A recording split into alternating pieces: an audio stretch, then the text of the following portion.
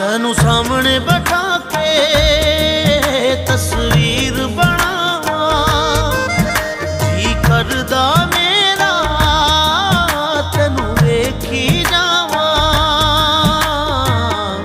ਰੱਬ ਕੋਲੋਂ ਮੰਗਾਂ